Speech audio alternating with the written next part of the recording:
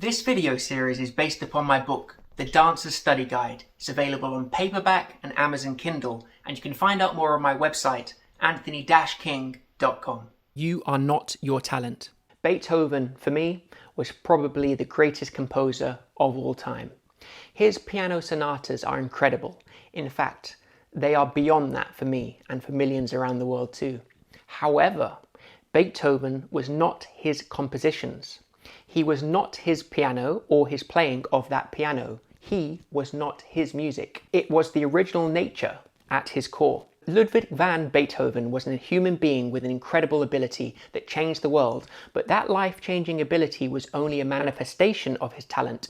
It was a side of him and his abilities. He certainly wasn't particularly happy, and was even arrested and put in jail for being drunk and disorderly on more than one occasion.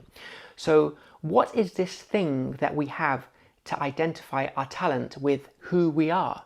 If we locked Beethoven in a room with just a piano from birth to death, do you really think that he would have been happy and fulfilled and fulfilling his true meaning on this earth? To just compose music? That would be a tragedy. He himself longed for love and peace in his life, as do most of the great composers and artists. So if you desire to be one with your talent and identify so profoundly with it, be aware that you might have to pay the price in areas that really matter in your life. Even if you do so, real life might catch up to you in the end, and you might not have fulfilling relationships, love, or equilibrium, because that energy will have been focused on your creative outlet. So while your talent is part of you, if you identify yourself as your talent, it may soon become your prison. That kind of self-imposed bondage is absolutely the antithesis of artistic and creative expression, which should be free and joyful. It's important to realize that your talent is an ability you have, which is one of the many abilities you have, but is not who you are at root. Another really important thing to remember that is, let's say Beethoven's hands were chopped off in an accident, then his piano playing days would have ended that very moment.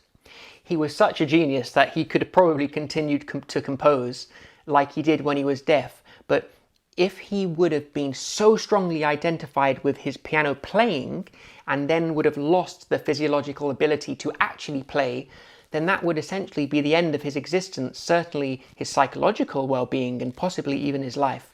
Similarly, if an athlete dedicates their whole life 100% and strongly intertwines their identity with their sporting ability, then at the first sign of physical incapability, their personality would inevitably unravel to some extent. It's certainly possible to achieve, live healthily, and realize that your talent is a manifestation of your abilities, but not the be-all and end-all. Even if you believe that this is the case, life will show you otherwise at some point along the way. This means that not only is it unhealthy to identify with your talents, but it's futile. Ironically, when you accept this, your artistic and creative energy will be free to express itself and make an impact on the world without your own imposed fears and psychological restrictions. Creative and artistic energy needs to be free to flow to its maximum potential.